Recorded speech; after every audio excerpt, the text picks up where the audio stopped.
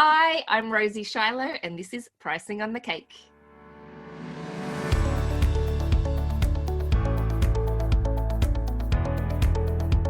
Welcome to the Pricing on the Cake, the podcast that's all about growing a profitable business confidently. I'm Courtney Rogers, and today I'm joined by the fabulous Rosie Shilo. Rosie, thank you so much for joining me today. Thank you. All right, first up, Rosie, I'd love for you to introduce yourself to the audience. Tell us a little bit about you. Okay, so I'm Rosie Shilo and I run Virtually Yours, which is a virtual assistant network or virtual business network for Aussie VAs.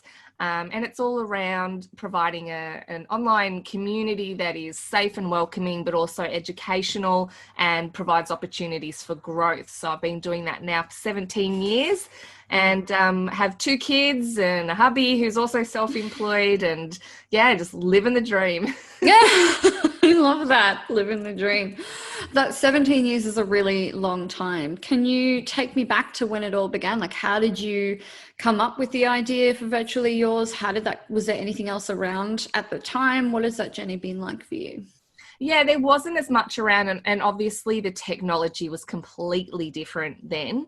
You didn't use social media for business. You didn't have stuff like, your WordPress and Wix sites and all these easy things that we can use now. So the way we communicate now, I just never take for granted. But I started off, I was working in the disability sector and I was getting a bit frustrated with the politics. I was in middle management.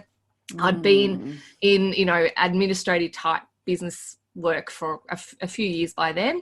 And it was actually my dad, who was self-employed, who said, you should offer those admin services, because I was always helping him out, to business owners who don't want to hire staff. And so I actually started exploring it as in terms of offering those services locally, but you would still need elements of online. And, when online, it was dial-up. So that was a whole big thing. Oh. And there were VAs out there for sure, but it's grown exponentially since then. There was nowhere near as many as now. Yeah, no, you're absolutely right. I don't know if it's just me, but in the last couple of years, it just seems like the VA industry has exploded. There are so many VAs now, and there are VAs for everything, right? Yeah. There are some VAs that only do one thing and they're very specialists.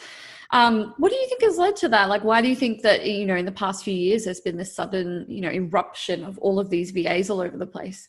I think there's been a few different elements. I think people are really moving away from that whole idea that we have to be working, in someone else's business every day to be earning an income. We're so much more flexible now about how we see work, and how we value that work-life balance. So I think that's changed a lot over the last few years, but also just the fact that technology has evolved hugely. The internet, everything like that is so much easier to use now, and people are getting their heads around it. I think with last year having COVID, it helped a lot of businesses understand and kind of reduce that fear around using stuff that's extranet. Like everyone had all the intranet stuff, and they understood how to do stuff within their little bubble. But there were so many fears still around branching out further than that, and I think that's layers of that have been peeling back over the last couple of years, which is really fantastic. But also I'm kind of saddened that a lot of virtual assistants have started off because of issues in the workplace with bullying or lack of flexibility and around having kids or having health issues, and so they've decided to take control. And luckily now those opportunities are there, and there's so many more services, as you said, that they can specialise in, because there's new programs starting every day. All the time. You could specialise. You could go, I'm going to specialise in something and it hasn't been created yet, but it'll be here next month. Who knows?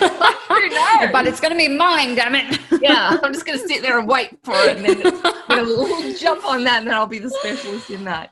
Oh, that's so good. No, it is a little bit sad in a way, because it's reflective of the fact that, the traditional workplace as we know it just isn't isn't as secure, isn't as reliable for, especially for women these days. Yeah. You know, I know a lot of VAs I know who chose the VA path because they said it just wasn't viable for me to be an employee. You know, I wasn't going to be making enough money. I didn't feel like I was valued. I didn't really feel like I was adding value. Also, your income is capped, right? And the work that you're doing is so incredibly valuable, but the administrative staff often don't make a ton of money. I mean, it depends where you are, obviously, and the level that you are. But being a VA, you know, especially if you specialize, like you get to set your pricing to some extent, and like, you know, your income is in general uncapped in that sense, that, you know, you don't have an employer telling you, no, we're just going to pay you this much every year. No matter how well you do or how efficient you are. Exactly. This is your rate. That's what we're going to do. And also, you know, having to, as you said, that viability and making enough money to pay for, you know, someone else to look after your kids if that's your situation. And you walk away thinking, okay, well, I think I've got an extra maybe $150 in the bank to pay for groceries. Yet I've had the whole week, you know, slaving away for someone else and someone else raising my kids wasn't what I signed up for. You know, you kind of think, well, is it worth it? I don't think so. Yeah, absolutely. Yeah. So it is good. I mean, it is really, really great that the VA option is there, but I noticed that a lot of women come into it without a background in business. And so they don't know how to, say, set up a business plan or to, you know, create their branding or where to start with that sort of thing. What are the main challenges that you notice, you know, very new VAs with very little to no business experience having, and how do you normally help them navigate that? Like, what do you recommend for new VAs? Yeah, I think that it's really important to understand the difference between knowing how to support a business and doing that while running your own business. So when you're employed, often, it's not always the case, but often you are not actually involved in all of the aspects of that business. And there's so many things that you just don't see, you don't make decisions on, and the budget is completely different to what you're going to be working with now. And so you can take those skills and turn it into a business, but you have to learn a whole new thing, which is not only running your business, but understanding all of the intricacies and the emotions around that, because you've got to convince multiple people to allow you into their inner sanctum and support them in their business virtually. So there's a huge amount of trust that has to be built virtually that you don't do in the workplace. You go for your interview, you either get the job or you don't. Yeah, and absolutely. You're there. And it's a lot harder to lose your job than it is to lose a client. So. Absolutely. Yeah, there's almost more pressure to continually be doing a good job and, you know, to hope that you're delivering that value and that the person wants to keep you there. I'd love to take it to pricing now, of course. This is something that just, you know, fascinates me, and something that I'm very passionate about is I work with a lot of women who have confidence issues and issues around, you know, feeling like they'll be greedy or judged or feeling yucky about the idea of raising their prices. A lot of the VAs that I've worked with have experienced this, where they say things like, and I catch it in their language all the time, they'll say things like, I'm just a VA. Yeah. I'm just working part-time. I just have a small business. I just work from home. You know, I had one client, she wasn't a VA, but she was like, I just work in my little attic, and she landed a contract with Microsoft. So it doesn't really matter where you work. But it's such a common thing, you know, for VAs for a lot of entrepreneurs in general, but speaking about to VAs in particular, for them to have those confidence issues in themselves. Have you seen that kind of commonality as well? Like, what do you think is driving that lack in confidence? Oh, 100%. And there's two words that we use a lot in the industry, and that is assistant and virtual. And people really, really struggle with both of those. So the fact that, yeah, I'm just working from here. Like, imagine the people in the office, you know, who are like, oh my God, I wish I worked from the attic at home. Oh, yeah. You know, I love where I work. I love that I don't have to go into an office. Some people, it's better for them, but for other people like me, no. Yeah, however, because you're doing it on your own and it's virtual, you don't have this, you know, unless you join the right sort of communities. So virtually you're one of those communities, to have people backing you. You can so easily doubt that you have the capacity to get things done. Absolutely. And then of course the word assistant, administration. So assistant and administration are both words where people have always just gone, oh yeah, just admin, or just admin. And it's like, how many businesses function without an admin assistant? Yeah. You know, and you're assisting a business. Like a bookkeeper is an assistant. Your legal advisor is assisting you. Everybody is assisting. It's just the terminology which does my head in, always has, because those skills are so important, but the words, they really play into that mental challenge of valuing what it is you do and yourself as a consequence. Yeah, I think so. I think a lot of it has probably, maybe, I don't know, tell me if you agree with this, but the perception that the secretary was always a woman, you know, back in the 40s and 50s and 60s. And so that led into obviously the administration work, which was often occupied by women. And it is, I don't know that I've ever seen, maybe like one or two men in an admin type role. And so I think there is that, as you said, that lack of value for those things. But honestly, I have 2 VAs in my business and I don't know what I would do without them. Gemma Wilson is my social media manager and she does some other admin things for me. And even though they're just admin, I can positively say that for every $1 I give her, I get $5 back. Yeah. She's immensely valuable to me. And at first, when we first started working together, it was funny. She would send me an invoice and I'd just go back to her and be like, please charge me more next time. That is not enough. You need to charge more than that. It's sad, but I think that, the more that there's an awareness of the kind of value that you bring to a business, the more inspired they become, the more confident they become to increase their prices and value themselves more. Do you find that there are specific things that, help women in that scenario to feel better about their prices and about themselves? What would you generally tell them to try? To help them feel better. So I think one of the massive issues we have is that we've got it's a global economy now. And so they're competing with these offshore rates. Yeah. And so, and that's really, really hard because there's loads of businesses out there. And if you're listening and you're one of those ones that says I can just get this for $5 an hour, this is your virtual slap in the back of the head, because I don't like it, because it's rubbish.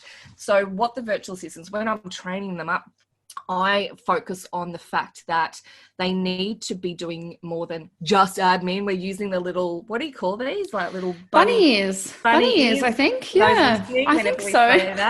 Yeah. And, they are really...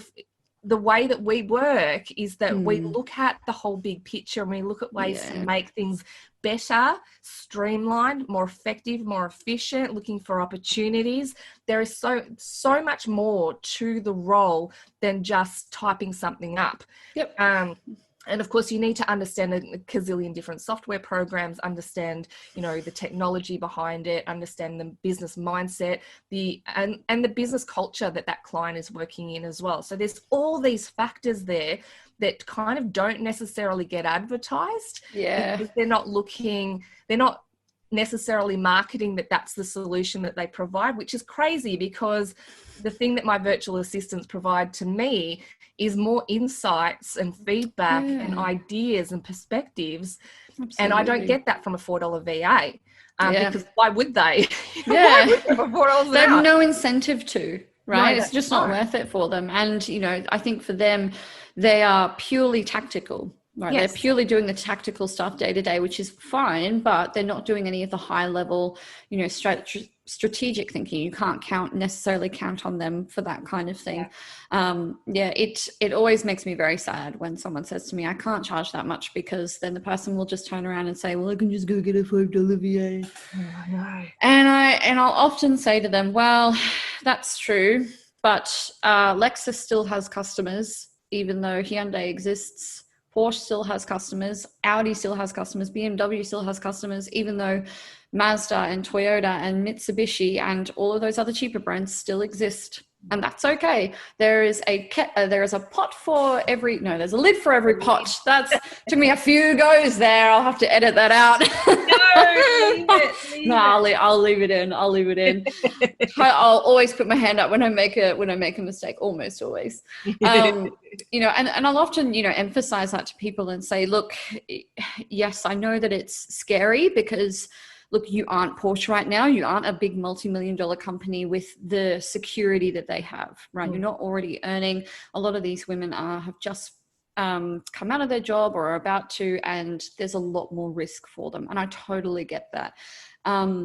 If you are in the position where you can back yourself, though, I always recommend it, because if you start out and you set your prices low as a VA, you're basically teaching people what to expect and how to treat you. You're telling them that that's how much you value yourself, right?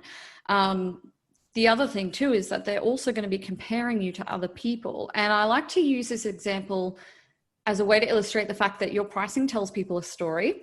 Right. So this is the car yard example. I don't know if you've heard it before, but, imagine you walk into a car yard and all the cars in there are around 40K, 50K each. And you come across this one car and it has a sticker on the windshield that says $500. Like, what's the first thing that goes in through your mind? It doesn't work. It doesn't work. It's a shitty car. It's lemon. It's not going to be reliable, etc. So the same thing happens when you put your prices out there and you're in a competitive market. Right. So if you put your prices out there, even if you're like, oh, but I'm just starting out, so I'll make it low, or, oh, I'm not very experienced, or I only work in an attic, or whatever, and you put really low prices out there, people are looking at that and then comparing you to other people and saying, oh, not going to work, not going to be good, not reliable, those sorts of things. We often undervalue ourselves significantly, especially women. And so I think that it's really about, like I said, backing yourself and putting prices that are fair. Yeah. And we touched on it briefly before, that some people do enter, self-employment land because of issues with bullying in the workplace. So their confidence levels are already shattered. And then they've got all those things that you just said then to kind of factor in and try and get their heads through. And I see that a lot, and that's really tough. You want to give them a big virtual hug and just say, like, that was done so that you can shine here. Like, you're meant to be here because this is where you can do things in an amazing way, and you can own it, and you can really deliver the way that you want to without that stuff. And you also understand the importance of, respecting each other and the way you communicate with people. So, there is a lot of people who do come into the industry, and they do have a lot of issues with confidence. And then, as you said, people go, I can go overseas, or whatever it might be. But, I also see within the industry, I've had some people who have said, oh no, I'd only charge, $25 an hour because that works for me. And I just go, thanks for stuffing everybody else around. Yeah, I know. I don't like it. Yeah, you'll be around for a couple of years if you're lucky, because you're not going to be able to learn new stuff. You're not going to be able to build your community. You can't grow. And so you're going to come here and put your little wedge in the wheel, and then you're going to bugger off. And it makes me so angry, because they think they're helping, but they're only helping themselves when they do things unprofessionally and without a thought for the future of themselves and the industry. That's when you send them to my group. Yes. You're like, oh, have you heard of Connie Rogers' group? You should go check it. It's free. Yeah. That's gonna be my like instant default. Yeah. You need help. Go. Come back in a day or two. Yeah, next week you're allowed back in, but not until you until you quadruple your prices. Yeah. Oh, my gosh. Frustrating. There was something I had in mind I wanted to say, and now it's gone. Yeah. That's right. Yes. You know, there are some people I know who will come in and they'll say, you know, I do 25 an hour. I just try to have more clients. You know, I'll make it up in volume. Making it up in volume is fine if you're a machine that can pump out things and mass produce things, but you're not a machine. You know, and you only have a certain number of hours in a day. Yeah, you only have 24 hours. So even if you worked all 24 hours, your income is still very capped, and you will burn out very, very quickly. Every person I've seen who said I'll make it up in volume has just burnt out like that, because they take on so many clients and they don't realize that for every subsequent client that they have, they're using considerably more of their, you know, mental resources. You only have a limited amount of capacity and attention and focus and energy. Those things are finite and so freaking valuable. And people treat themselves like they're a machine. They can just pump out stuff. And it's not just stuff that you're doing. It's not just admin, right? It's you're creating value. You're actually creating the potential for greater revenue to flow into that business. You're creating the potential for more connections, more traffic, better branding, all of these things that actually have a future value to them that will be there and continue, you know, benefiting the business and the business owner long after you're gone. Right. So the changes that you've made, the work that you've put into it. Oh gosh, I could talk about this all day. It's just 100%. And I tell people all the time, I started 17 years ago. My starting rate was 28 an hour. My first client said to me, that's ridiculous. And we bumped it up to 38. And that was 17 years ago. And what are people charging now? Still the same. Like $25 or $30. And I'm like, no. It should be the lowest amount, because it costs a lot to keep everything running. It's all technology and subscriptions and training and community building. This is, you know, and even just make sure they've got insurances. If they can't afford insurance, because you're not paying them enough. That's terrible. You know, and if they've got enough of an income, when they'll have that incentive as well to have people around them who can support them when they're sick or they go away, so they can keep backing you. If they have got this budget of nothing, they will deliver nothing. Nothing more than the bare minimum. Why would they? Absolutely, because they don't have the resources to, they don't have the capacity to. So in terms of, I really like what you said before about them having a community, and I think that makes a huge difference, you know, versus just being by yourself, having other people around you to support you and that kind of thing. Can you tell me about some of the ways that you've seen Virtually Yours has really, you know, made an impact on people and their businesses and their lives as well?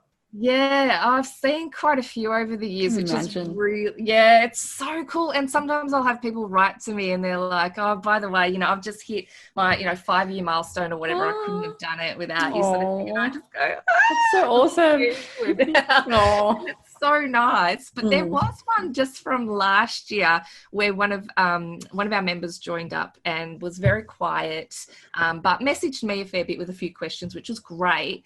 And I said to them, use the community. Start just answering some questions or asking a couple of questions, because at the moment you think that by being in the group, people know who you are. Yes. They don't. They do not know who you are. You are watching and you are completely anonymous.